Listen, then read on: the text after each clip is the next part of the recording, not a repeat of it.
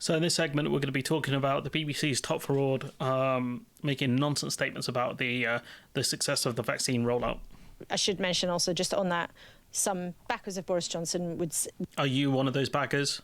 ...would also say that although the UK could have gone on its own on the vaccine, if we're in the EU, it was much more likely to go on its own having left the EU. So, the UK's huge success of the vaccine programme is not, is maybe tangentially, but probably linked to the fact that we had left the EU by that point.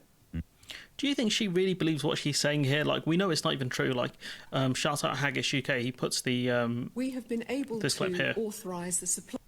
We have been able to authorise the supply of this vaccine using provisions under European law which exist until the 1st of January. So our speed or our progress has been totally dependent on the availability of data in our rolling review and the rigorous assessment and independent advice we have received. So I hope that clarifies the point about the European relationship. Brexit had nothing to do with it. Her arguing, well, Brexit made it more likely we'd go on our own. Probably not, to be honest. And we spent more than the EU did. And our, the success of that vaccine rollout was very much on the fact that we imported a lot of vaccines and didn't export many, which meant we had more. And, when you look at the over the period of a few months, our vaccine rollout was far less successful than other EU countries. So, it didn't make sense. And they argued that we had the fastest vaccine rollout in the world when it was actually Israel, I think, that had the fastest vaccine rollout in the world. So for them to even make, for Boris Johnson backers to make that doesn't make sense. And for her to throw it in there, even though it's a known lie, doesn't make any sense. I mean, imagine this was the BBC's top political correspondent, and she was there when Brexit happened. If she's here pushing the same old lies and couching it as, well, Boris Johnson backers would say this. Yeah, Boris Johnson backers would lie, because shocker, the guy's a liar, and so his backers are probably liars, especially given that they are often there to kind of cover up his lies and nonsense.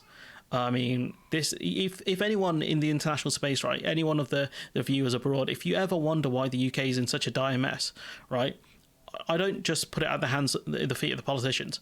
I put it at the hands of the media who enable this nonsense. Because we're going to go back over this again.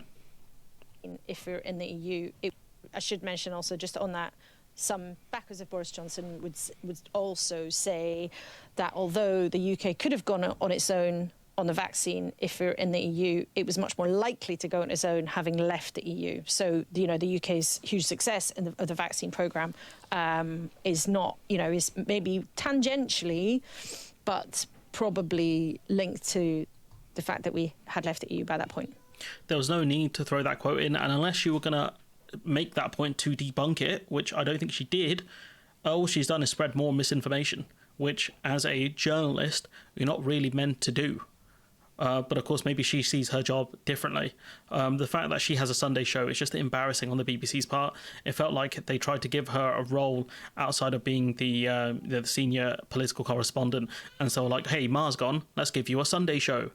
Even though she gets less viewers than Ma somehow. I don't know how that was possible, given Ma was terrible at doing interviews on the BBC. Somehow, I think she might be as bad or worse. But anyways, I'm going to leave it there. Let me know what you think in the comments below. Like, comment, share, subscribe. If you ever wonder why the UK is such a mess, you're looking at one of them, and the other one is Robert Peston, who Dominic Cummings said, just put some words out to these two, and they'll just put it out there, during the pandemic, because whatever Cummings put out, they would amplify, because they're not actual journalists, they're spokespeople. At least in my opinion, they act like they were spokespeople. And, even now, I don't think they're that great anyways. And, Peston is one of the top ITV people. Koonsberg, one of the top BBC people. Not great to have two major media organisations have frauds as their top two dons. But anyways, I'm going to leave it there. Let me know what you think in the comments below. Like, comment, share, subscribe. Support the channel on Patreon if you can. And hopefully, Victoria Derbyshire will take the Laura Koonsberg show at some point.